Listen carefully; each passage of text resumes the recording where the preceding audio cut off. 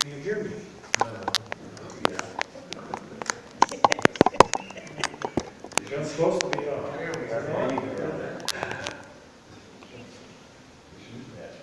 My shoes match. You know, sometimes in our lives, something happens and we go off course.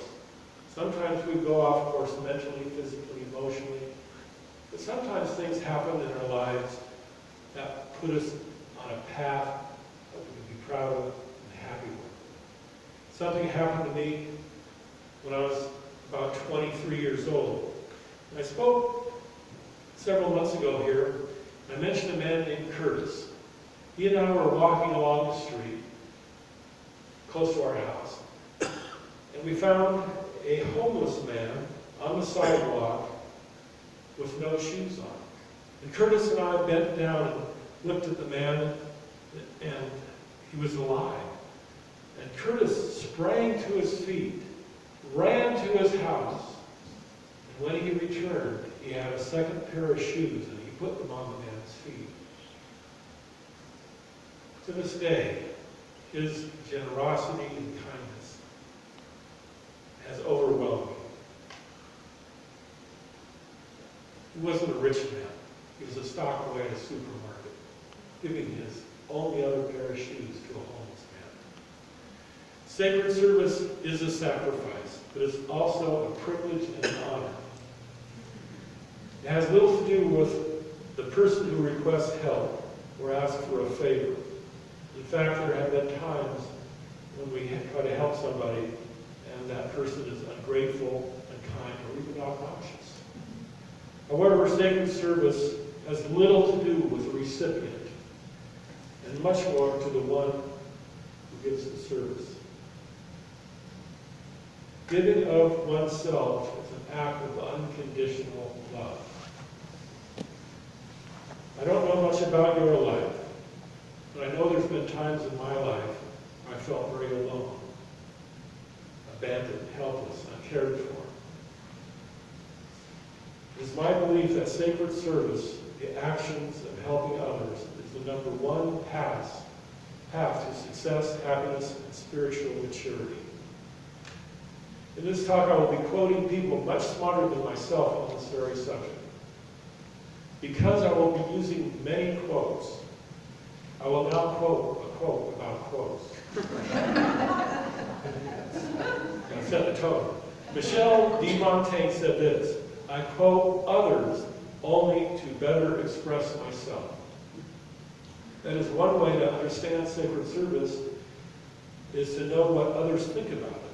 For example, Brian Tracy said this, successful people are always looking for opportunities to help others. Unsuccessful people are always asking, what's in it for me? Mahatma Gandhi said, the best way to find yourself is to lose yourself in service to others.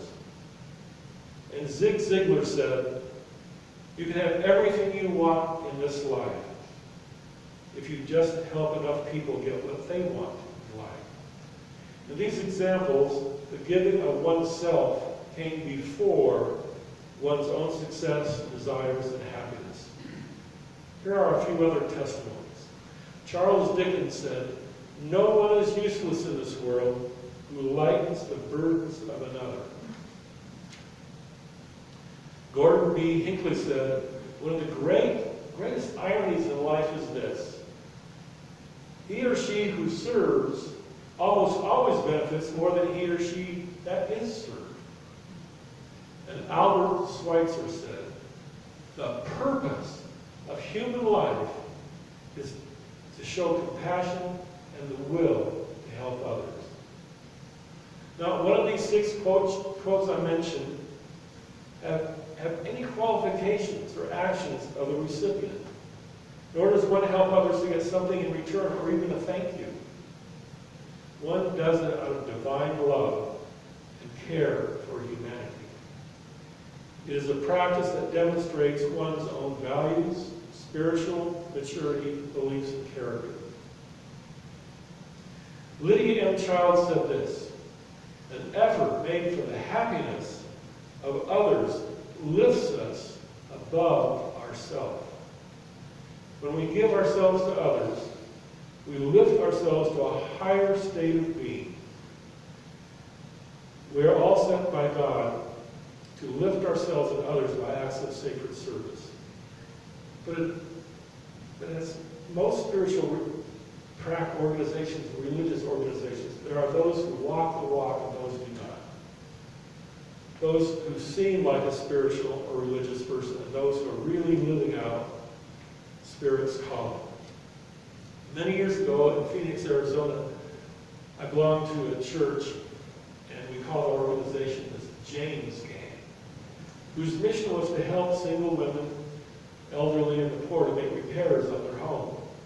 On a hot summer day, we were making repairs on the roof of someone's home. After several hours of work, the pastor came to the job site with a crew, climbed up the ladder, got on the roof. Someone handed him a hammer, and he posed for the camera as if he was working. And pictures were taken of him, which were published, showing how he had sacrificed for the good of the community. If we are truly spiritual, we'll walk the walk and live out our beliefs and our actions. Think about this. Who was closer to God's Spirit? The pastor who was just there for the pictures, or those who were actually doing the work? Dr. Martin Luther King said, life's most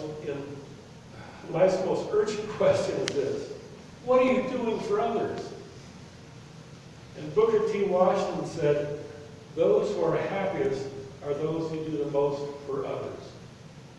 And after years of service, I can honestly say my life is very happy, since I've practiced the art of sacred service. As I mature spiritually, I hope to set an example demonstrating that it is not our religion or spiritual practice or beliefs that makes us happy or a light in the community.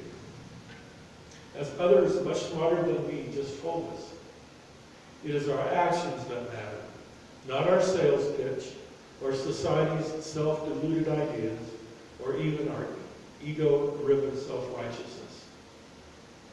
I believe that sacred service helps describe or demonstrate our personal state of being, our values and ethics. Jesus said, it is more blessed to give than receive. He also said, whoever wishes to be great among you shall be your servant. In other words, those who desire to be our leaders or have power or control or influence over us should be acting like servants. Remember the parable he told about the Good Samaritan, where two religious men ignored a man who was robbed and beaten.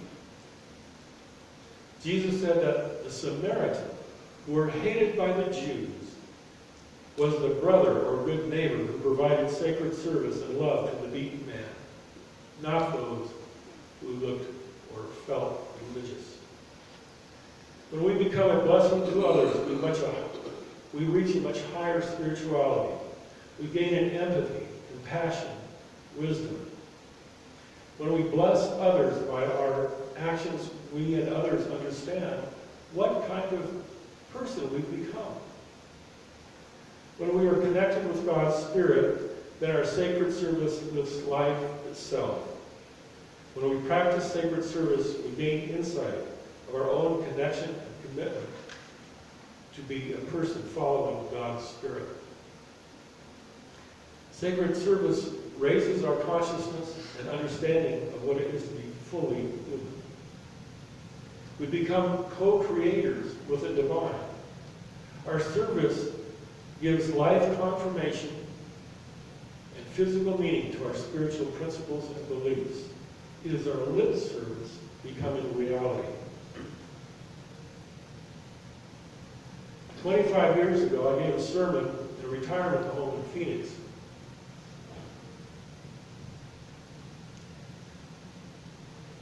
I was asking others, some of them physically challenged, what they could do to participate in sacred service. And I told this lady, you can do many things. You can hold the door open for others. You could write a letter, a thank you note for people she knew. She could call her kids or grandkids and let them know how much she loves and appreciates them. She could listen patiently to the stories of others. And she could thank the staff for helping her. And if nothing else, smile and be kind to others. My point is, almost anyone can participate in sacred service. It may be playing in the spirit band. It might be in the choir. It might be putting flowers on the altar or helping with the staff, providing snacks after church. Sacred service includes donating a little of your time for the good of humanity. I encourage all of us to serve somewhere, such as helping a neighbor or volunteering with a charity. It is one thing to say that we are spiritual. It is another to be one and act like one. Ralph Waldo Emerson said, "The purpose of life is not to be happy. It is to be useful, to be honorable, to be compassionate, and to have made a difference that you have lived and lived well."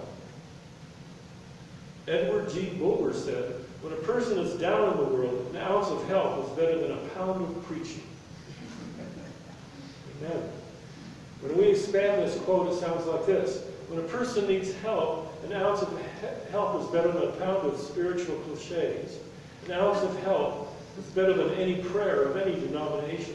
An ounce of help is better than any sacred book, philosophical theory, religion, or spiritual practice. When we are in need of help, what response do we want to hear?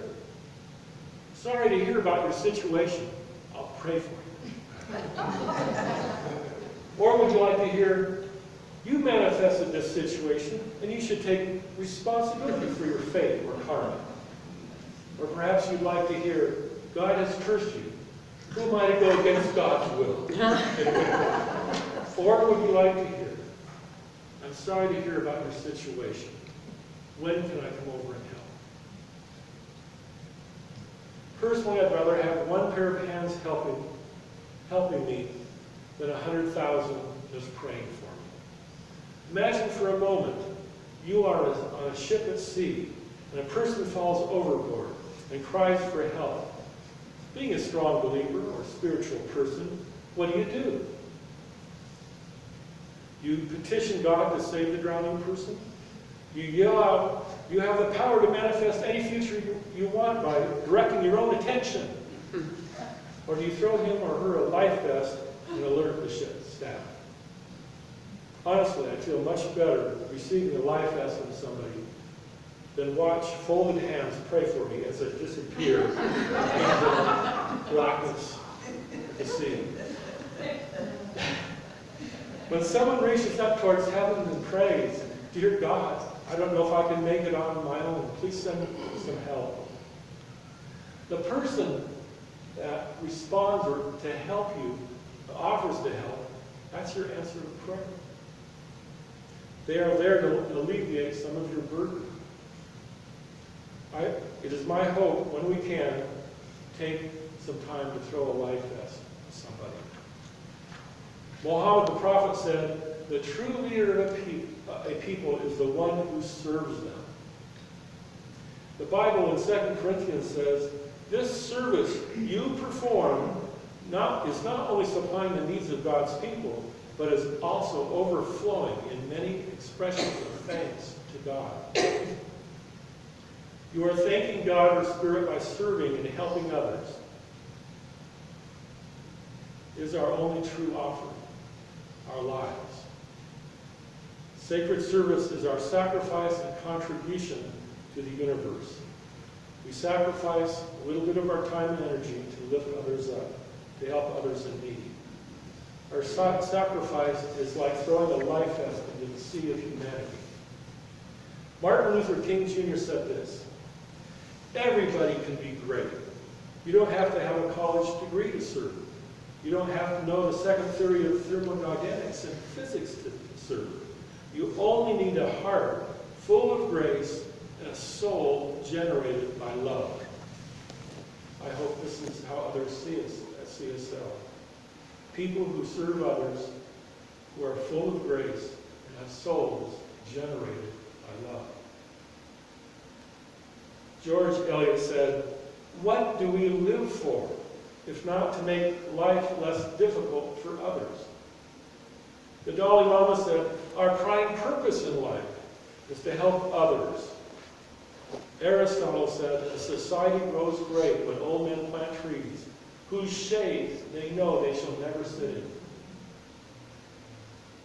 I intend to live out the remainder of my life in service to others, not because they deserve it, not because I want others to like me or think I'm a good person, but rather to walk the walk.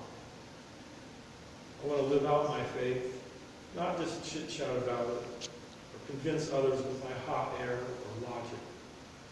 I remember I was driving down the road with my kids in the back, and we came to a stop sign, and a man approached me with my car with a sign asking for money.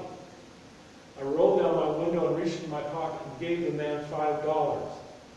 My kid said, "Dad, that man's just going to go buy beer with that money." And I told my kids, that's his decision. My decision is to give. Sacred service is not doing something for people. It is doing something with people that demonstrates our own compassion and kindness towards others. It is expanding the circle of our compassion to others beyond our close friends and family. My question to all of us is this: are we fulfilling our prime purpose in life? Are we ready to throw someone a life vest? Are we planting trees in our community? Are we our brother's keeper? Will you roll down your window? If you know you can improve in the art and practice of sacred service, do so starting today. You will be happier and healthier. You will grow spiritually. You'll feel closer to God. You will not feel alone, unappreciated, or useless. You will feel if you have any regrets in life, they will vanish. You will know if you have any societal or karmic debt, they're now paid in full. You'll feel like you've made a positive influence in life. Let's follow the example given by a young man named Curtis, who donated his shoes to a homeless man he didn't know he'd never see again. When a person is down in this world, I hope that we respond with a heart full of grace and a soul generated by love.